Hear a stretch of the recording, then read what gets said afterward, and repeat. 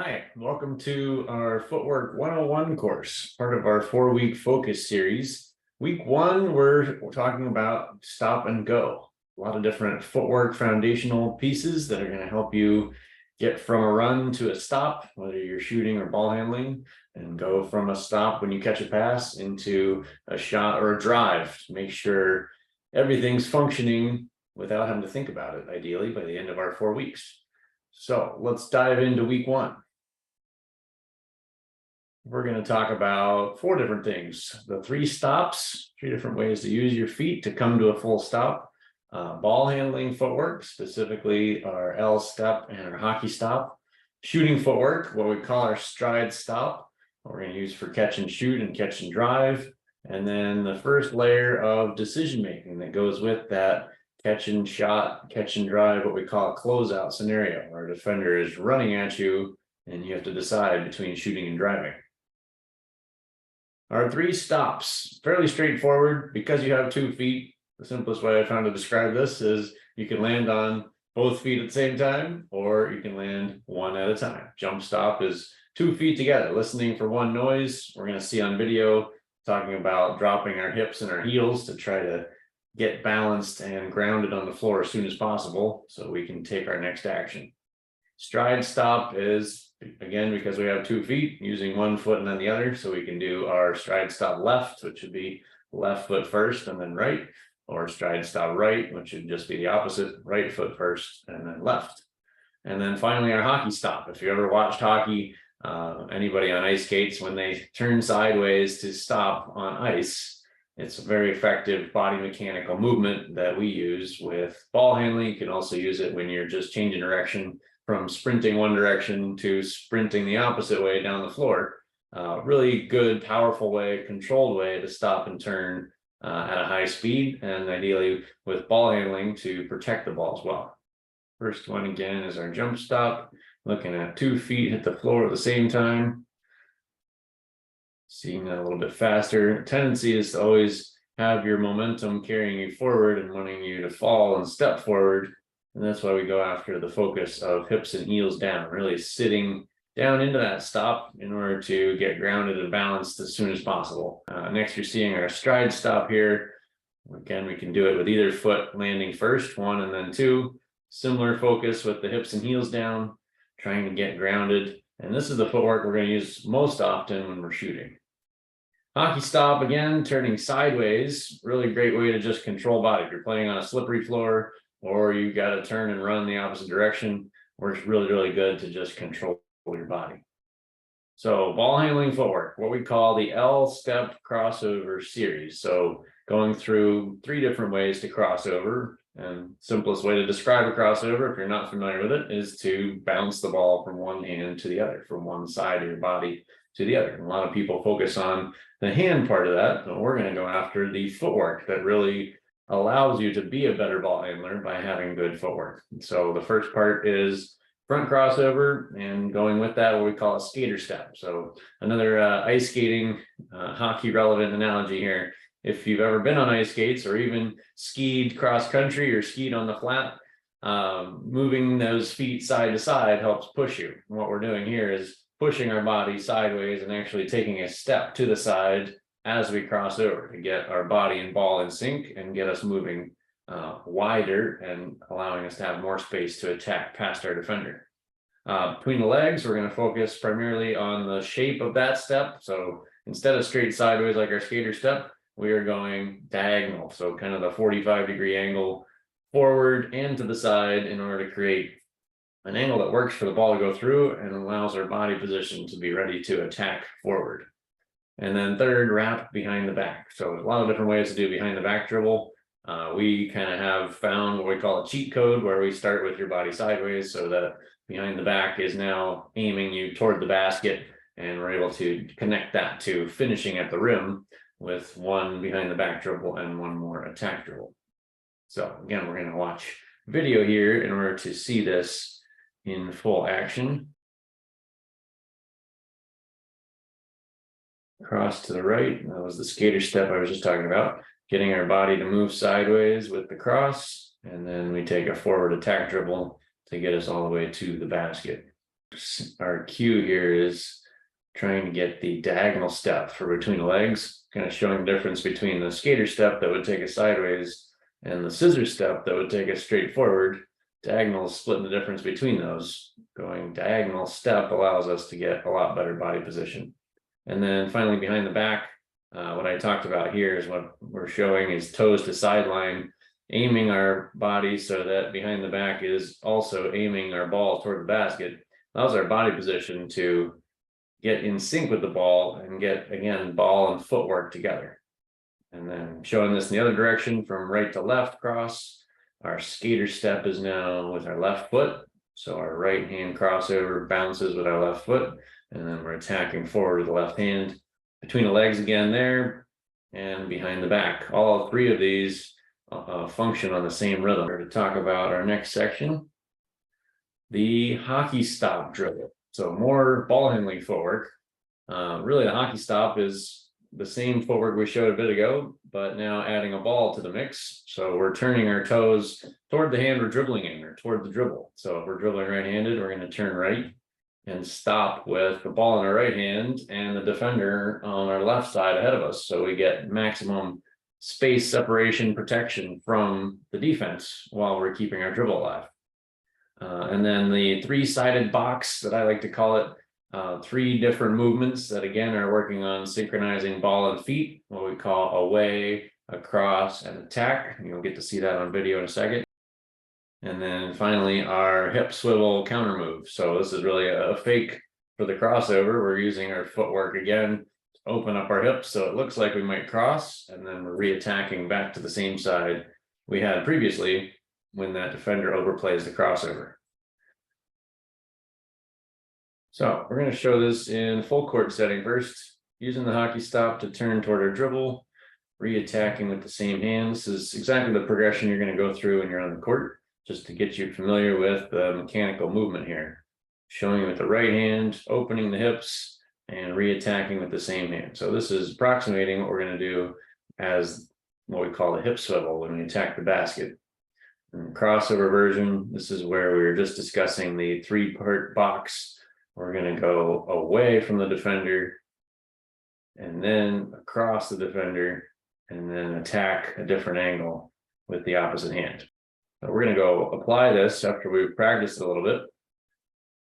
Apply this attacking toward the basket. And again, we can use all three of our crossovers. We can go front cross with our away across attack. Of foot and ball every time the same between the legs here. And then we'll show it behind the back one more time. Getting the same sequence and rhythm, away, across, or wrap around in this case, and then attack dribble. And then the hip swivel again, opening the hips and re-attacking the same hand. If you've done this move against the defender, they start to overreact to your hips, thinking you're about to cross over and anticipating your new direction. And if you can dramatically open your hips and look like you might cross over, you get some space to re-attack back to the same hand. Right, into shooting footwork, what we call stride, stop, shooting. So going back to one of our three stops we started out with, stride, stop just means one foot and then the other. And specifically, if you're a right-handed shooter, you're going to use your left foot first so that your right foot is actually free to attack. And it's also the second step that loads up power underneath your shooting hand. A lot of advantages of having a consistent footwork. And timing wise, we're going to use a bounce pass here to try to get the timing of ball into your hands in sync with your feet. So similar approach to what we just talked about with ball handling. So when coach is throwing you a bounce pass, you're going to wait until it bounces before you take your first step. And then you're going left, right into jump as you catch the pass if you're a right-handed shooter. So step after bounce is our reminder of that timing. Balance, we're going to talk about even toes. There's a lot of ways you can go 1, 2 and end up with uneven toes. You stepped past your first step, or you didn't step quite to even toes. We want to get left foot and then right foot, so we have even toes. We're jumping off of both evenly, balancing our power and allowing us to do a lot more symmetrical motion when we jump to shoot. And then the rhythm, we want to try to go fast. So we mentioned stepping after the bounce. We want to wait until the bounce so that we can go quickly in that 1-2 rhythm, left, right jump at the end. So we call that quick jump. We want to try to get to a very fast rhythm that's 3 distinct pieces that are all about equally spaced in time. So we're showing you the self-toss method right here. Tossing the ball to yourself, waiting for it to bounce, and then stepping forward to go meet it. Trying to get that quick jump rhythm again. So we can go early, and then we're waiting for the ball and catching it after we've stopped. We could also catch it early and then walk late, and we would be traveling. So the ideal is meeting that in the middle after the bounce, but before the ball reaches us, we are getting that quick rhythm to go catch the ball, really meeting it halfway between the bounce and us. And then again, looking for even toes. When we jump, we're evenly balanced, and we have the same rhythm and power every time we shoot.